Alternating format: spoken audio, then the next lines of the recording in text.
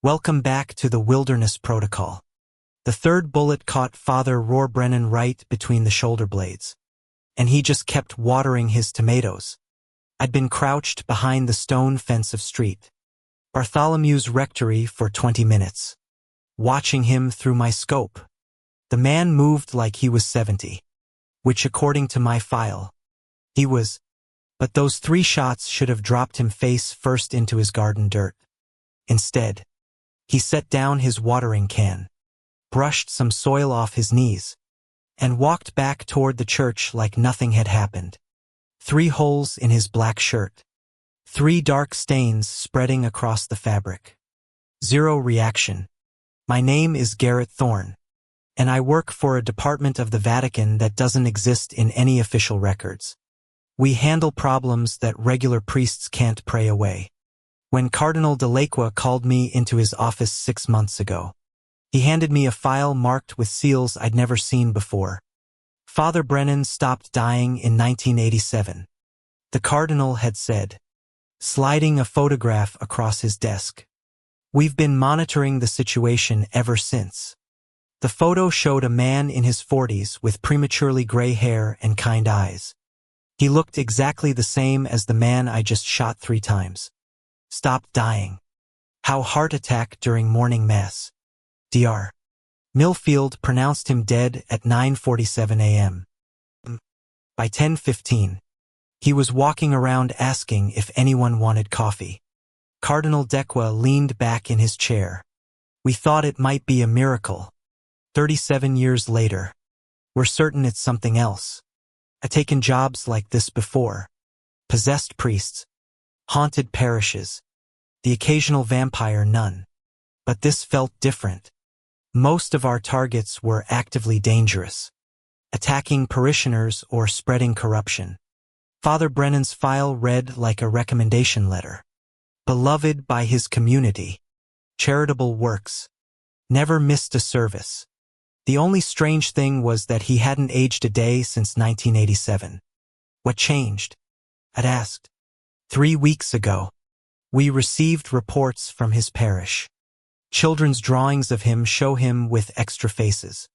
Multiple parishioners have complained about hearing his voice from empty rooms. And yesterday, Mrs. Kendra Hulbrook called our hotline screaming that she saw him in 2 places at once. Now, watching him disappear into the church, I was starting to understand why they'd sent me. I packed up my rifle and circled around to the front entrance. The afternoon sun cast long shadows across the parking lot. But I avoided looking at them directly. Shadows had a way of lying in places like this.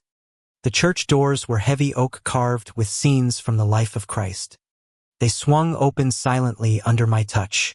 Inside, sunlight streamed through stained glass windows, painting the pews in reds and blues and golds. It looked normal, peaceful even.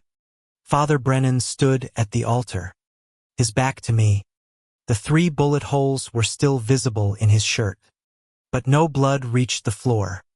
I was wondering when you'd come inside, he said without turning around. His voice carried perfectly in the empty space. I saw you out there with your rifle. Very patient work. I kept my distance, one hand on the blessed silver knife at my belt. You know why I'm here? Oh, yes. The Vatican sent you to kill me. He turned around and I got my first good look at his face. Still kind eyes. Still that gentle smile. But something about his features seemed to shift when I wasn't looking directly at them. The funny thing is, I've been trying to die for 37 years. Then why are you still here? That's what I'd like to know. He walked down the aisle toward me, hands clasped behind his back. I've tried everything. You understand. Pills. Hanging. Jumping from the bell tower. Nothing works. I just wake up the next morning feeling perfectly fine. I drew the knife. The blessed silver gleamed in the colored light. Stay where you are. He stopped about 10 feet away, tilting his head like a curious dog. That's beautiful craftsmanship. Vatican archives, I guess. probably blessed by Pope Pius himself. It's designed to kill things that won't stay dead. Yes, I imagine it is. He smiled wider, and for just a moment, I could have sworn I saw too many teeth. But here's what your superiors didn't tell you. Mr. Thorne, I'm not the only one. What do you mean? There are others like me. Priests who died and came back. We've been finding each other over the years, comparing notes, trying to understand what we've become. He stepped closer and I raised the knife. The Vatican knows about all of us. They've been watching, waiting, studying. But they only send killers for the ones who start to remember. Remember what? What we saw when we died. The temperature in the church dropped 10 degrees in as many seconds. Not the bone-deep cold of supernatural presence, but something else. Something that felt like standing too close to an open grave. I was having a heart attack during the reading from Revelation. Father Brennan continued, right at the part about the 7 seals. And as I died, I saw them. Mr. Thorne, I saw what happens when the last seal breaks. I'd heard enough. I lunged forward with the knife, aiming for his heart.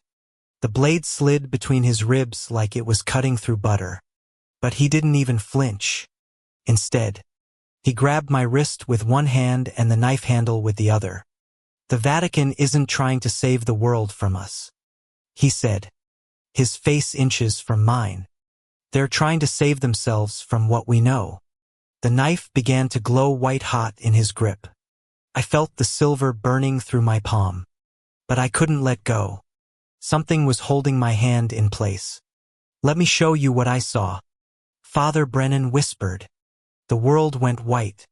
I was floating above the church, looking down at the two of us, frozen in that tableau. But the church wasn't empty anymore.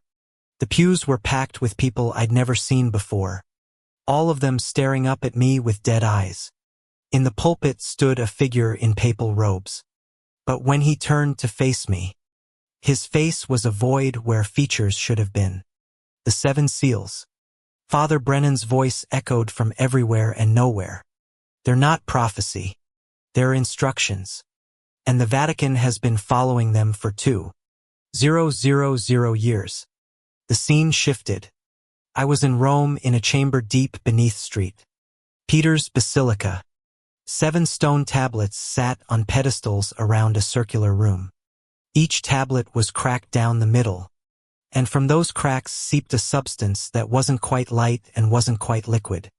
Cardinals in red robes stood around the tablets, chanting in a language that predated Latin.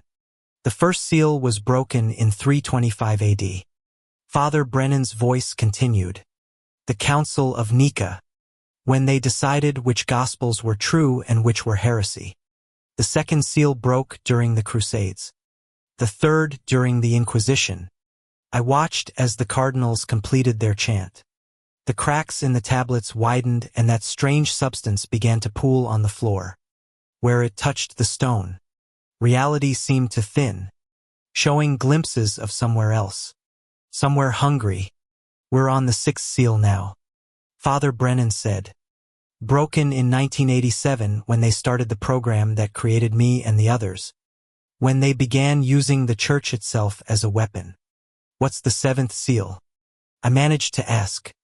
The end of the masquerade when they dropped the pretense of being a religion and reveal what they really are. The vision ended abruptly. I was back in the church on my knees. The silver knife clattering across the floor. Father Brennan stood over me. And now I could see what he really was. Not undead. Not possessed. But something else entirely. Something that had been changed by proximity to truth. The Vatican creates us as a side effect, he explained, helping me to my feet. When they perform their rituals, some of us die at just the wrong moment and come back knowing too much. So, they send people like you to clean up the mess. I looked down at my hand. The palm was burned black where the silver had touched it. But the wound was already healing. Too fast. Much too fast. What did you do to me? Nothing you weren't already becoming. He picked up the knife and handed it back to me. You've been working for them for years, Mr. Thorne. Breathing their air, eating their food, following their orders. The corruption is already in your system. I just activated it. I stared at the knife in my hand. My reflection in the blade looked the same. But something behind my eyes was different. Older. More aware. There are others like us. Father Brennan said. Priests. Nuns. Vatican employees who've seen too much and been changed by it. We call ourselves the remnant. We're the pieces of the church that remember what it was supposed to be.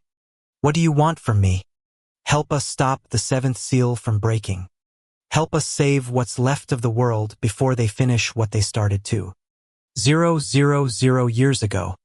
I thought about Cardinal Dequa sitting in his office with those sealed files. I thought about all the jobs I'd taken. All the targets I'd eliminated without question. How many of them had been trying to warn someone? How many had been trying to stop this? How long do we have? Not long. The ritual requires 13 sites around the world, all performing the same ceremony at the same moment. They've activated 12 of them already. He walked to one of the stained glass windows and pointed outside. The 13th is here tomorrow night.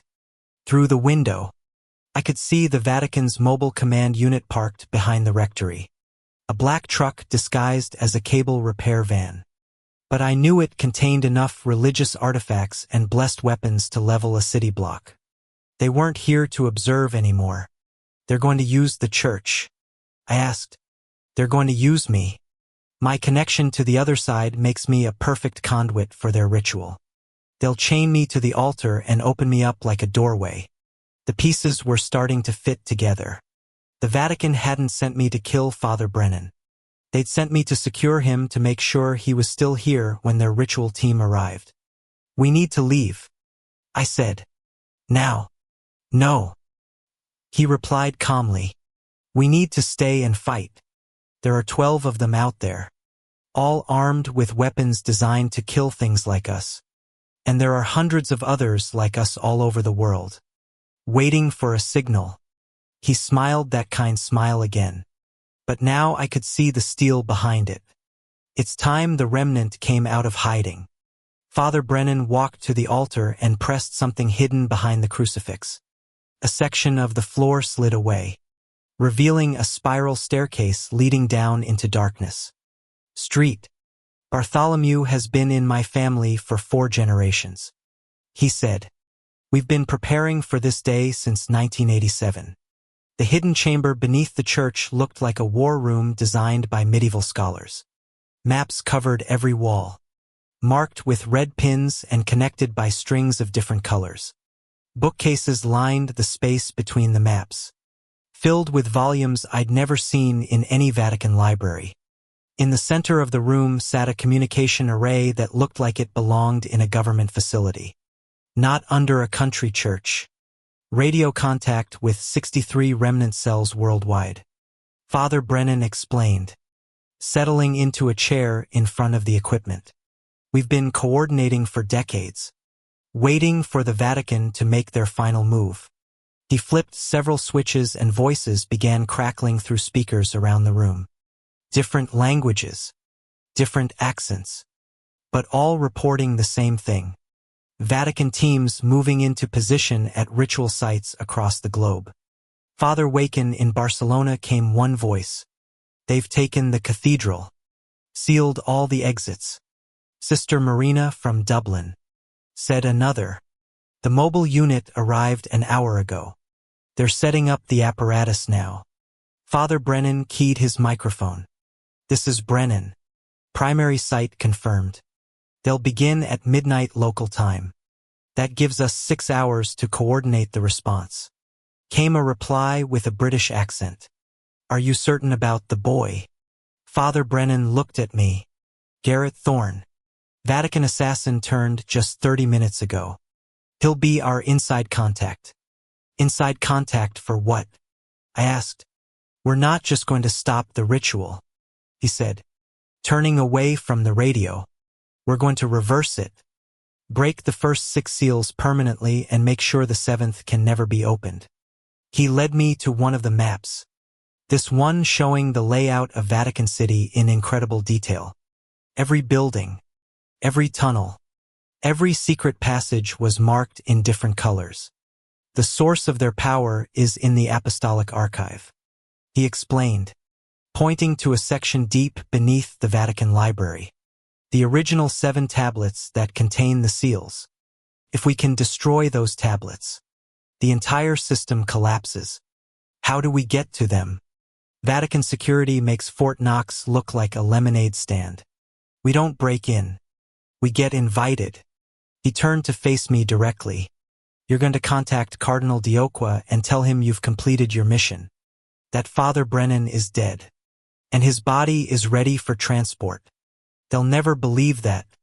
They've been monitoring him for 37 years. They know he can't die. They'll believe it because you're going to bring them proof. He walked to one of the bookcases and pulled out a wooden box about the size of a cigar case. Inside, nestled in red velvet, was what looked like a human finger bone. Street, Bartholomew's relic. It has the power to temporarily sever the connection between soul and body. I stared at the bone. You want me to actually kill you for about 6 hours? Yes. Long enough for them to transport my body to the Apostolic Archive for study. You'll be my escort, which means you'll have access to the chamber where the tablets are kept. And then what? Even if I can destroy the tablets, there are still 12 other ritual sites performing the ceremony. That's where the remnant comes in. He gestured to the communication array. Every cell has volunteers standing by. The moment you signal that the tablets are destroyed, they'll strike their local sites simultaneously. Without the source of power, the Vatican's forces will be vulnerable to conventional attacks.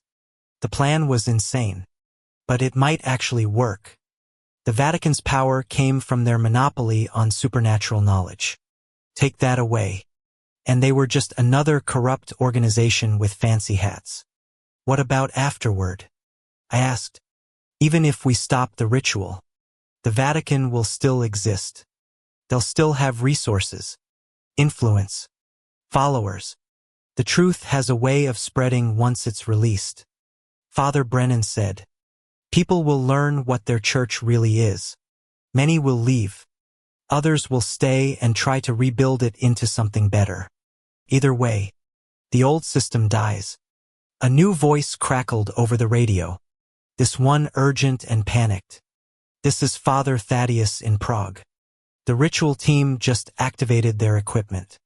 Something's happening to the sky. We both looked up at the ceiling, though it was just stone and earth above us through the church's PA system, which was apparently connected to the chamber's communications. We could hear a low humming sound growing steadily louder. They're starting early, Father Brennan said, his face pale. All teams report status immediately. The responses came rapid fire. Mexico City equipment active. Humming confirmed. Tokyo.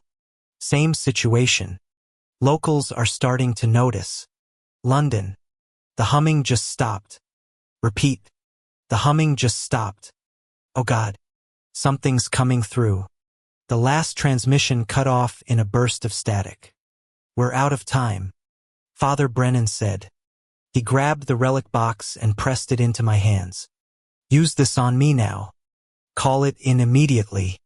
They'll have to move fast to coordinate with the other sites. What if something goes wrong?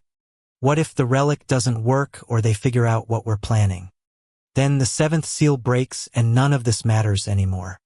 He knelt in front of the church's altar, hands clasped in prayer. But I have faith that God still has a plan, even if it's not the one the Vatican thinks they're following. I opened the box and lifted out the bone relic. The moment my fingers touched it, I felt a jolt of electricity shoot up my arm. The bone was warm, almost hot, and it seemed to pulse with its own heartbeat.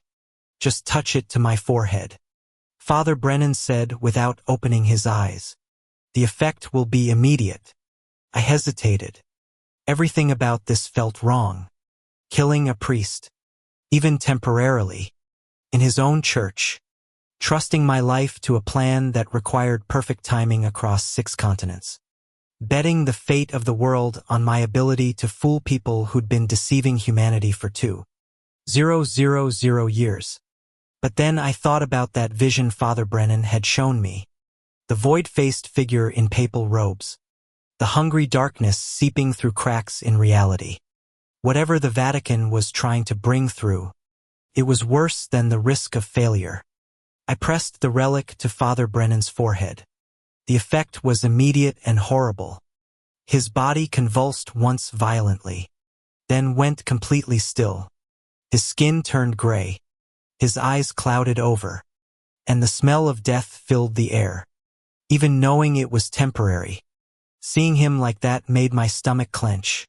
I pulled out my encrypted phone and dialed Cardinal Dioqua's direct line.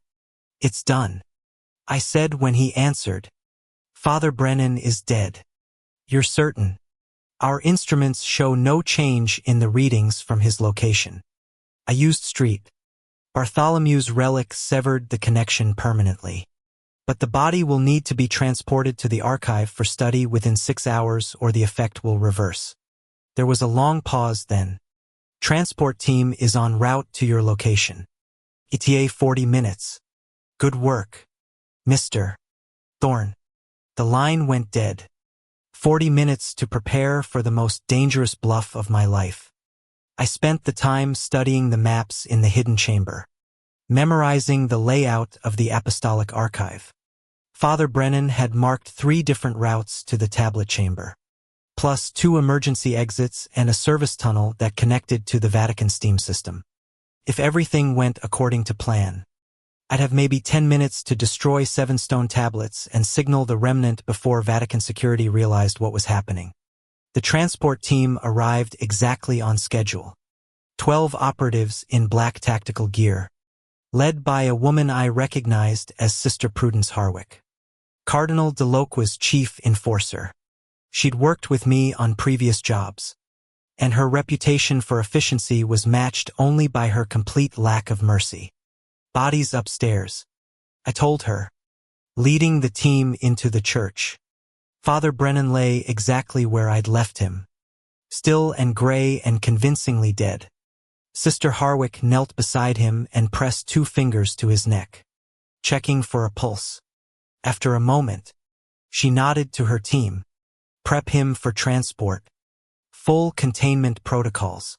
She stood and turned to me. "Cardinal Dioqua wants you to escort the body personally. There's a jet waiting at the airport." "Any particular reason for the escort?" The Cardinal didn't share his reasoning with me, but I assume it has to do with your unique experience with this type of target. For hours later, I was standing in the Apostolic Archive, watching a team of Vatican researchers prepare Father Brennan's body for examination. The chamber was exactly as I'd seen it in his vision. Circular, with 7 stone tablets arranged around the perimeter. But now I could see details that the vision had missed. Each tablet was covered in writing that seemed to shift and crawl when I wasn't looking directly at it. The cracks down their centers weren't just breaks in the stone. They were deliberate channels carved with surgical precision. And the substance seeping from those channels wasn't liquid at all. It was movement itself. Raw motion given form and density. Fascinating, isn't it? Cardinal Dioqua's voice came from behind me. I turned to see him descending a spiral staircase I hadn't noticed before, flanked by 2 guards in the ceremonial armor of the Swiss Guard. The original source of all religious authority. The actual word of God transcribed in the language of creation itself. That's what this is. The word of God. "Oh no," he said, laughing. "Quite the opposite. This is the word of God's enemy, captured and contained by the first Christians. The 7 seals aren't meant to keep something out, Mr. Thorne. They're meant to keep something in." The pieces fell into place with horrible clarity. The Vatican hadn't been trying to end the world. They'd been trying to save it using the only method they'd found that worked. The rituals aren't releasing whatever's in the tablets. I said they're strengthening the seals. For 2,000 years. We've been the guardians. Every century. The seals weaken. Every century. We perform the renewal ceremony to keep them intact. The 13 sites. The coordinated timing. All of it is necessary to maintain the prison that keeps humanity safe. Then why send me to kill Father Brennan? Why not just explain the situation? Because men like Father Brennan represent the greatest threat to our mission. Cardinal Diocqua walked to one of the tablets and placed his hand flat against its surface. They die. See a glimpse of what lies beyond. And come back thinking they understand. But they only see part of the truth. They see the prison from the perspective of the prisoner. The tablet under his hand began to glow faintly, and the substance seeping from its crack flowed faster. The entity contained in these tablets has been trying to escape since the day we bound it. It sends visions to those who die and return, trying to convince them that we are the villains, that our rituals are somehow evil. It uses their goodness against them, turns them into unwitting agents of destruction. I felt the weight of Father Brennan's relic in my pocket and suddenly understood why it had felt so warm when I touched it. It wasn't just a tool for severing souls from bodies. It was a fragment of the very entity the Vatican had been fighting to contain. The remnant, I said. They're all working for it without knowing it. Every single one. And in approximately 10 minutes, when the renewal ceremony begins, they're going to attack our ritual sites simultaneously. If even one of those sites fails, if even one seal is compromised, the prison breaks open. Cardinal Diocqua removed his hand from the tablet and turned to face me fully. So, I'll ask you directly, Mr.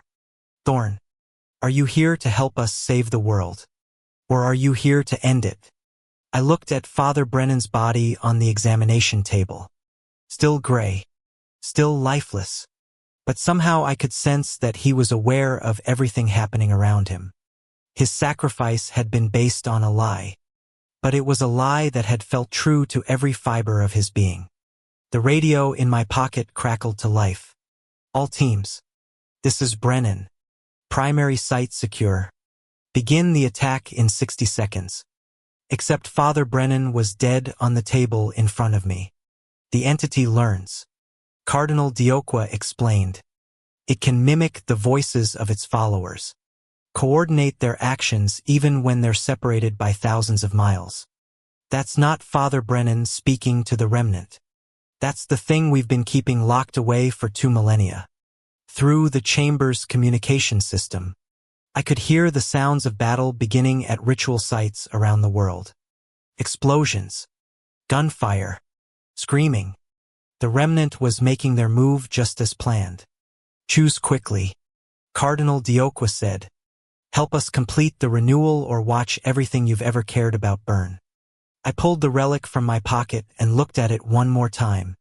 In the strange light emanating from the tablets, I could see that it wasn't bone at all. It was something else. Something that had been shaped to look like bone. Something that pulsed with its own malevolent life. I made my choice. I threw the relic against the nearest tablet as hard as I could.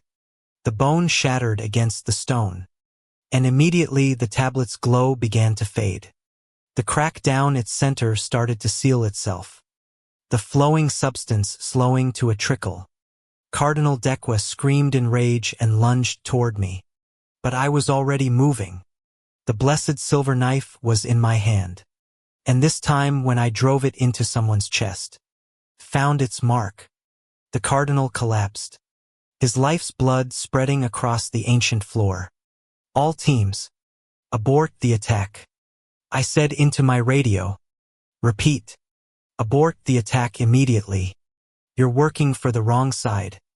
But the voice that answered wasn't from any of the remnant cells. Too late, it said. And the voice was unmistakably Father Brennan's, even though his body still lay motionless on the examination table. The seals are already breaking. Thank you for your service, Mr. Thorn. You've played your part perfectly. The tablet I'd attacked wasn't sealing itself after all. The crack was widening, and the substance flowing from it was taking on a more solid form. As I watched in horror, it began to coalesce into something almost human in shape. That's when I understood the final layer of the deception. The Vatican hadn't been the bad guys. The remnant hadn't been the good guys. We'd all been pawns in something much larger and more complex than any of us had realized. The entity in the tablets hadn't been trying to escape. It had been trying to trick us into setting it free by making us think we were trying to contain it. But I still had one card left to play. I pressed the blade of my knife against my own throat and spoke directly to the emerging form. Stop right there or I kill myself and you lose your perfect vessel. The thing that was wearing Father Brennan's voice laughed. You're not my vessel, Mr. Thorn. You never were. Then who is? The body on the examination table sat up. Father Brennan's eyes opened, but they were completely black now, like looking into deep space.